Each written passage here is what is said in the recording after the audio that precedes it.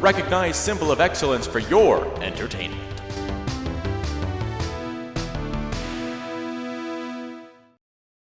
Just when we think we've heard it all, comes the shock and primitive rock of punk and new wave. It's the beginning of a rebellious new sound.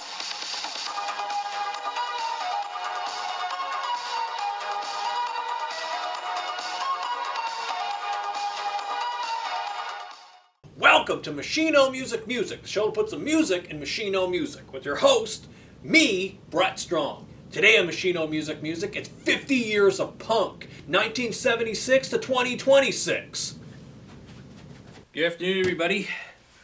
50 years of punk. Yeah, punk rock is 50 years old. Actually, it kind of already is 50. It's been 50 for like 2 years. Fluff's flying all over the place here. But 1976 was kind of the big breakout year. A lot of seminal releases and then stuff coming after 1976. We're not just focusing on 1976 here. And actually, I did a version of the show, but I just kind of babbled on. And just kind of, it was just kind of a mess of a show. But what I wanted to do, instead of just doing like a big free-for-all, which I did on the previous version that I did, that didn't quite work, is I want to kind of rework the concept where I pick 10 albums that I think are essential. Now, these are ones that I chose, ones that I either have in my collection or just that I wanted to talk about, that I have knowledge of. I didn't forget anything, so don't want to start a debate like, oh, you forgot this album, oh, you forgot this band, or this. Like, it's just 50 years of punk, like, compressed and compacted into 10 albums that I believe are essential. And it's from, kind of all over. It's not just focusing on the 70s. It's kind of going a bit all over the place here, but just not a free-for-all, if that makes any sense. I bet it doesn't, and you're just confused, and you just like, I've probably turned this episode off, but I'm still going to do it. So let's just talk about some albums here. All right, for me, number 10, I'm going Be Your Own Pet, Get Awkward. Now, I always thought this album was 2008. It's actually 2007. I just got it in 2008. I just think of this as a 2008 album because this album changed my life. I think this is one of the greatest punk albums ever made. Actually, if you tied me to a chair and threatened me with violence and said, what is your favorite punk album of all time, I would say this album. This album's so great. I mean, if you've been following the channel, I'm a big Blondie fan. And I just... So something about, like, I guess a female singer, blonde female singer, Gem and a Pearl, and these other dudes from, like, other bands. Like, it's just, I never heard anything like this. The song The Kelly Affair, it's like Valley of the Dolls kind of thing. Band, like, coming to Hollywood, coming to California for the first time and seeing this, like, crazy stuff. And this band is from Tennessee, Nashville, Tennessee. Country music land, and here they are, a punk band. So yeah, they're just, never heard anything like this before. A lot of their songs reference movies, The Kelly Affair, Valley of the Dolls. Also you got Bitches Leave, which references RoboCop. Other song, What's Your Damage, from Heathers, one of my all-time favorite movies, very kind of punk movie. That's Zombie Graveyard Party, You're a Waste, Creepy Crawl. I mean, really, every song in this album was fantastic. Not a sinker in the bowl, and like I said, changed my life. I was working at a Bible camp. We were at a church camp for kids. I was a camp counselor at a church camp, and I'm listening to this record. Yeah, I don't fit in at all. It was a gig. It was a job. I got paid pretty well doing it too. So yeah, but it was. I was listening to this record. It really changed my life. My favorite punk album of all time. Just, I love this. These aren't really ranked or ordered anyway. They're just kind of in a very specific order. This is we're just discussing here. Next, I got to mention this album, Black Flag Damage, the first Black Flag album. Black Flag, very influential, huge band. Such a great band. I mean, it's a song like TV Party. It's kind of the song that everyone kind of knows from this, which is actually a much darker song and kind of more meaningful song than it feels on the surface. But yeah, that's a really, really fun song. But this much just, oh man, nothing sounded like this. It's so angry, and it's just, wow. Black Flag. There's a reason why I think they're kind of in there as far as like the big four of punk. I would say they're definitely one of the big four punk bands of all time. Black Flag, so influential, so huge. So you have to talk about this album. I mean, it's just fantastic. Next, this was a big one from like 1994, Green Day, Dookie. I dug out my cassette of this album. This was all over the place. That was a big spit I just did right there. This was all over the place. 1995, I was in 6th grade when this was just the biggest thing going. I mean, you hear kids talking about this album. I didn't get into it till much later. Actually, I bought this tape, I think, much later because I did like a lot of the songs. When I Come Around was all over the place. Drew really liked that song. Basket Case, of course, was the kind of the big one off of here, as well as When I Come Around. Coming Clean is a very special song to me. It's about coming out as bisexual, and Billy Joe Armstrong is one of my LGBTQ plus icons, one of my heroes because of that song. So thank you, Billy Joe Armstrong, for writing that song. Really big songs, and this is the big Green Day breakout album. This is what people, why Green Day is such a huge band because of this record. And it's named after poop. Dookie. The album's called Poop, everybody. And how punk is that? Really, really, really good, really seminal album. And just, you couldn't escape it. It was all over the place. So I had to mention that one as just an essential punk album. Also, I'm reaching for, I don't have this one on CD. It's very hard to find. The Germs, GI. Okay, this was huge. I didn't write down the date, but it was like 1979. I mean, this band, a one and done. And kind of really just burnt out. I mean, Pat Smear, now famously of the Foo Fighters, was in this band. Of course, he went on, because he's still with us, he's still in the Foo Fighters, but Darby Crash, the lead singer, dude died 22 years old. Live fast, die young, very punk rock. And Joan Jett produces this record. How cool is that? How fantastic is that? Yeah.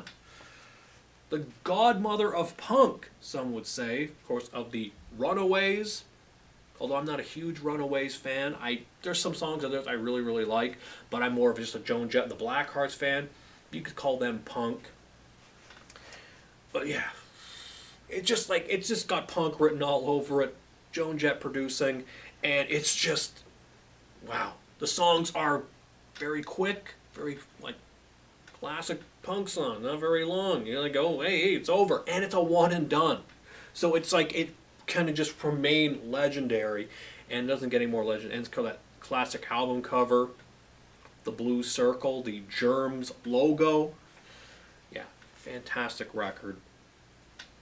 I mean, this is definitely an essential if you're getting into punk rock for the first time, or,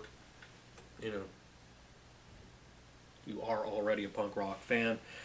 Gotta cite the Germs record. Next one I'm going to talk about here from 1977, The Stranglers 4. Now this one is kind of one of those ones that is kind of toes the line between being punk and new wave. Because around 1977 or so, new wave was starting to become more of a thing.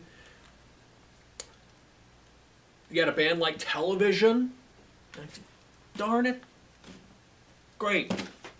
I meant to grab the Television album, Marquee Moon. Have it as an honorable mention. Great. I completely forgot. can't go up and get it now, to hell. But,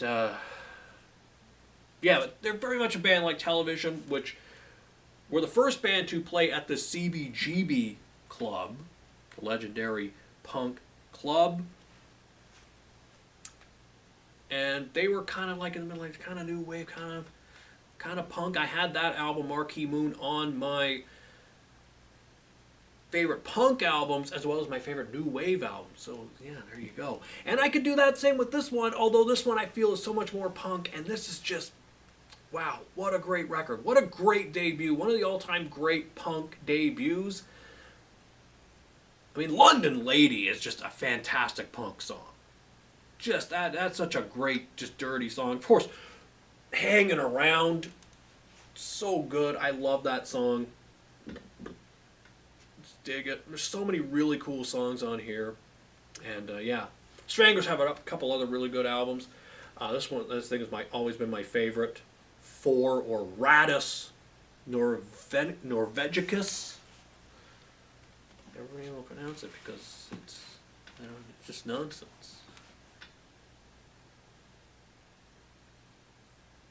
But yeah, I really, really like this album. Had to talk about that one.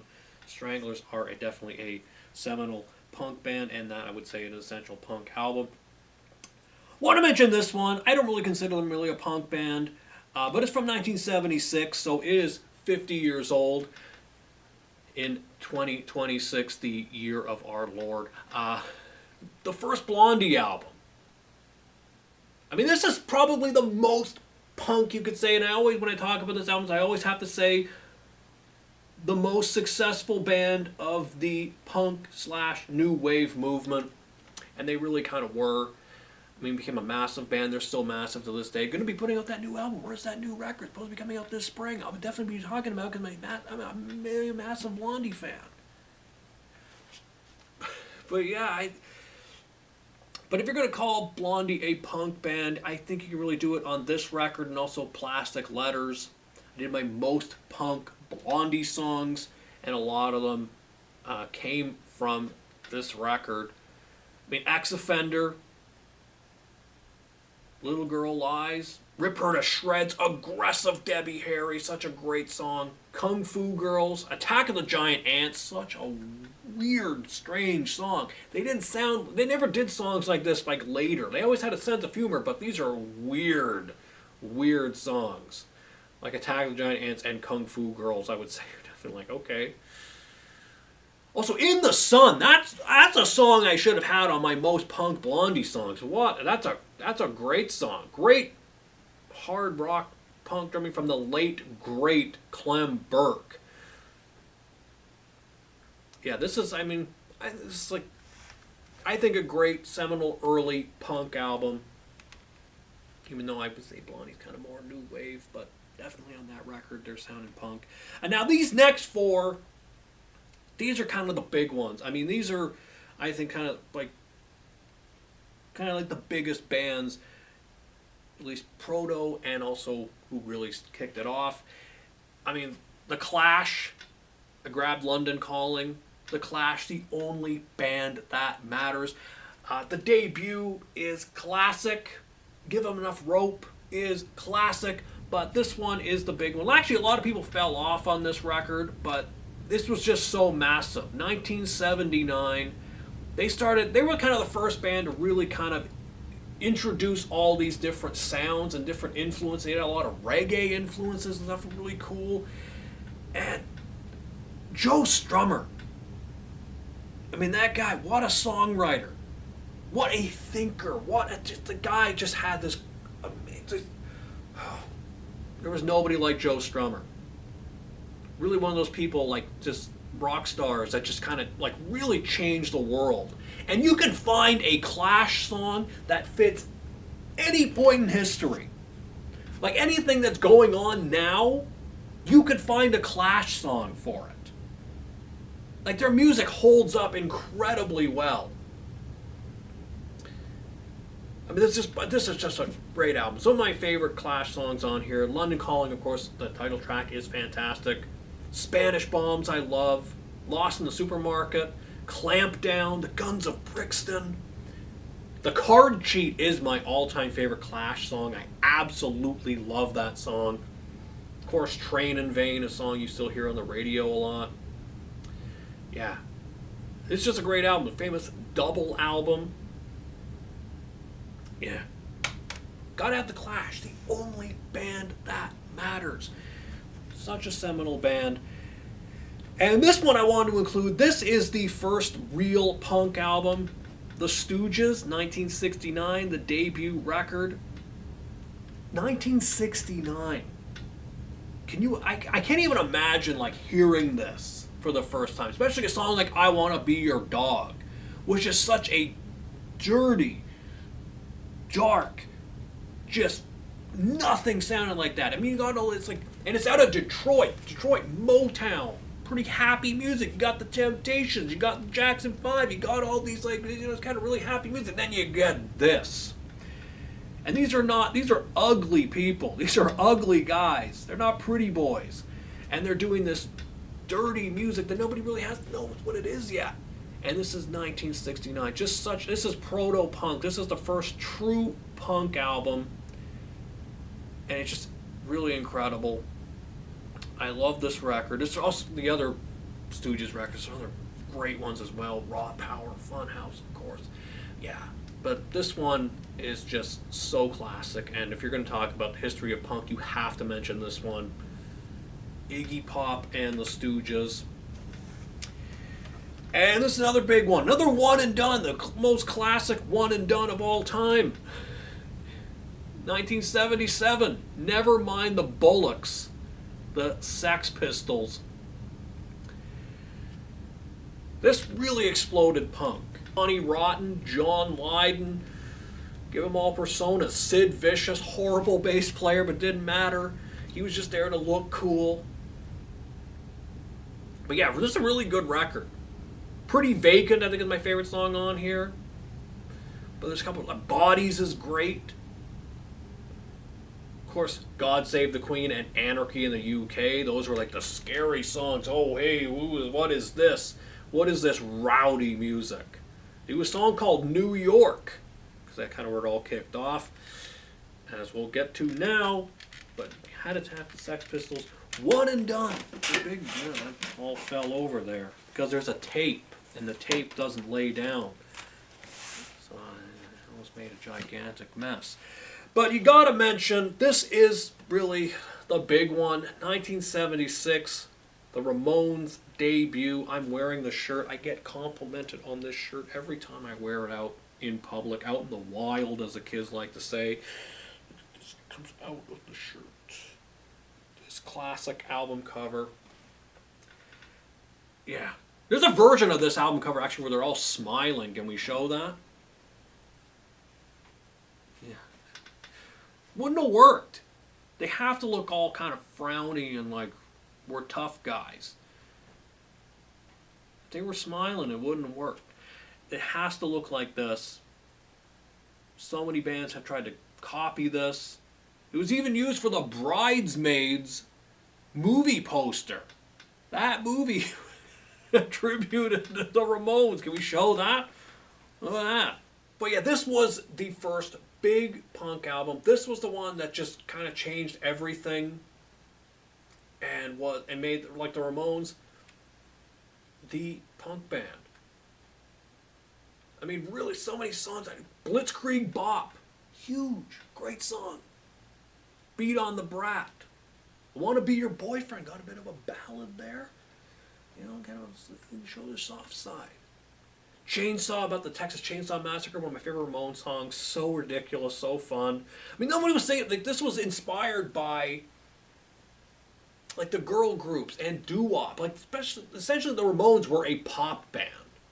They just played the songs really fast and loud. But really, get down to it, these are great pop songs. They're very short. They're very repetitive. But that's what made them so great. And they didn't get a lot of respect. As we've talked about before when I do Ramone shows, they didn't get very much respect in their day. It was now years later, not 50 years later, we're starting to catch up like, hey, this was an absolutely phenomenal band. Like everyone's like looking back like who, like getting into this band. And really, it all comes back to this. It all comes back to the Ramones' debut, 1976, 50 years later. And people are just like, who was this band? Yeah, so there you go. Those are just the ones I will talk about. A few honorable mentions here, just while I've got you. Wire, Pink Flag, great album. Also want to mention DOA, Something Better Change from 1980, Canadian band. I mean, this is a real phenomenal record. Like, this should be talked about a lot more. And DOA should be, I think, one of the greatest Canadian bands of all time. I love DOA. They don't get talked about enough. Fantastic. The Dickies, The Incredible Shrinking Dickies from 1979. I think a very seminal record. Another one I want to talk about here, a very obscure album. It's here on YouTube. You gotta seek it out and listen to it. The Consumers, All My Friends Are Dead from 1977. A one and done, a band from Arizona of all places, and they put out one of the greatest punk albums you're ever gonna hear. It's like this great forgotten album. Check this one out. Like I said, it's here on YouTube. The Consumers, All My Friends Are Dead. Thank Me Later. It's fantastic. Gotta mention Fear the Record. LA band. Wow. John Belushi's favorite band. That famous story. They wanted to have John Belushi come back to Saturday Night Live, make a guest appearance. He said, okay, I'll do it, but you gotta book my favorite band, Fear, as a musical guest. Of course, Fear is booked. Tear apart Studio 8H. Started a riot in Studio 8H. Nothing like that had ever happened on television before. Insane. And punk was already pretty scary, because I mentioned the Dickies. They're the first punk band to appear on network television on the TV show CPO Sharky, starring Don Rickles. So punk was already kind of scary. Also going to mention Generation X, debut from 1978, Billy Idol's band. Great, love that. Actually, I love Generation X more than I actually like Billy Idol. I mean, I like some Billy Idol solo, but Generation X, that's where it is for me. I love that. And I'm going to close out by talking about X-Ray Specs, Germ-Free Adolescence, Polystyrene. Look her up. Very influential woman. Fantastic. So yeah, X-Ray Specs, Germ-Free Adolescence, great album. Has horns on it. Punk with horns. This is very early on. Fantastic. Great. So there you go. That's why I think are 10 essential punk albums. These are my picks for what I think are very 10 essential records, and a few honorable mentions too, because we could just be here all day talking about like 50 albums, say, for 50 years. I mean, some channels do that. I don't do that. I don't have the time nor the patience. We're a once a week show, people. I got other things to do. So, but yeah, I wanted to do this show, 50 years of punk, for punk rock's breakout year, 1976. And I'm sure you got some of your favorites. Maybe some of your favorites are the ones that I mentioned. Just anti-authority. Anti-authority. We got the Punk Rock Museum. I actually just watched a tour video, Fat Mike, of No Effects, and also Me First and the Gimme Gimmes. He opened up the Punk Rock Museum in Las Vegas, Nevada, of all places. I was kind of wondering, but actually he lives there, so, okay. And of course, you know, they put up the money. Yeah, that's what happened. Why is the Rock and Roll Hall of Fame in Cleveland? They put up the money. So, kind of that's what it's all about. But yeah, really cool. You can watch these like tour videos, and he's just going around showing the history. Like a lot of it's really cool.